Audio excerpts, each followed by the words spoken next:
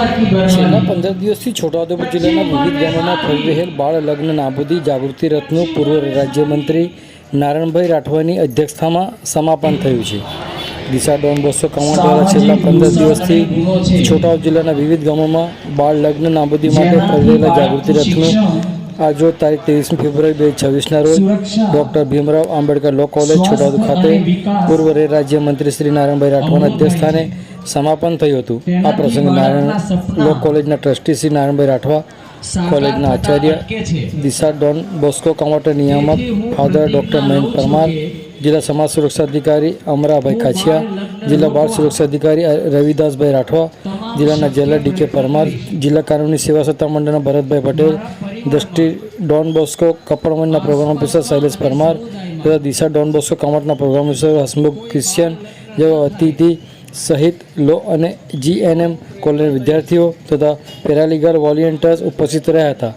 કાર્યક્રમની શરૂઆત દિશા સંસ્થાના પ્રોગ્રામ ઓફિસર હસમુખ ક્રિશ્ચિયન દ્વારા મૌખિક અહેવાલથી કરવામાં આવી હતી, જેમાં તેમણે જણાવ્યું હતું કે બાળક નાબૂદી વિષયે જાગૃતિ ફેરવવાના આશય ગત તારીખ 7મી ફેબ્રુઆરીના રોજથી જિલ્લાના વિવિધ તાલુકાઓમાં જાગૃતિ રથ ફેરવવામાં આવ્યો હતો. સતત 15 દિવસ ભ્રમણ કરનાર આ રથ કામા તાલુકાના 19 ગામો, પાવીજતપુર તાલુકાના 13 ગામો, છોટાઉદેપુર તાલુકાના 38 ગામો અને બોડેલી તાલુકાના 1 ગામ એમ મળી કુલ 71 ગામોમાં પરિભ્રમણ કરીને વિદ્યાર્થીઓ મધ્ય જાગૃતિ ફેરવવા સફળ નીવડ્યો છે. દિશા સંસ્થાના નિયામક ફાધર ડૉક્ટર મહેન્દ્ર પરમારે પોતાના ઉદ્બોધનમાં સંસ્થાની સમાજ ઉત્થાનની પ્રવૃત્તિઓ તથા સામાજિક દૂષણોને ડામવાની કટિબદ્ધતા પર ભાર મૂક્યો હતો.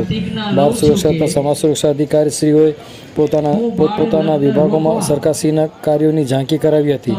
જિલ્લા જેલરશ્રીએ પોતાના પ્રવચનમાં સામાજિક સભાનતા પર ભાર મૂક્યો હતો.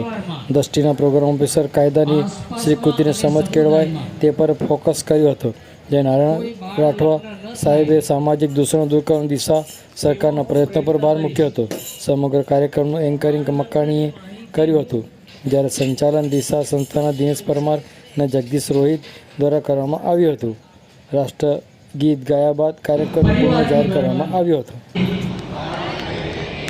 સામાજિક દૂષણ અને ગુનો છે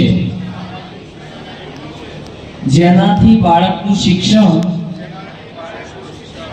સુરક્ષા, સ્વાસ્થ્ય અને વિકાસ અવરોધાય છે.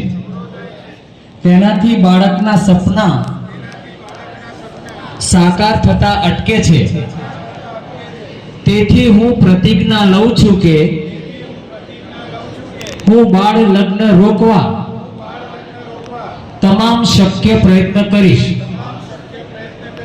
મારા પરિવારમાં, આસપાસમાં અને સમુદાયમાં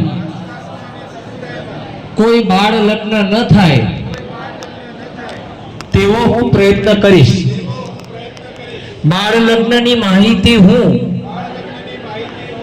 પંચાયતને અને સરકારને આપીશ.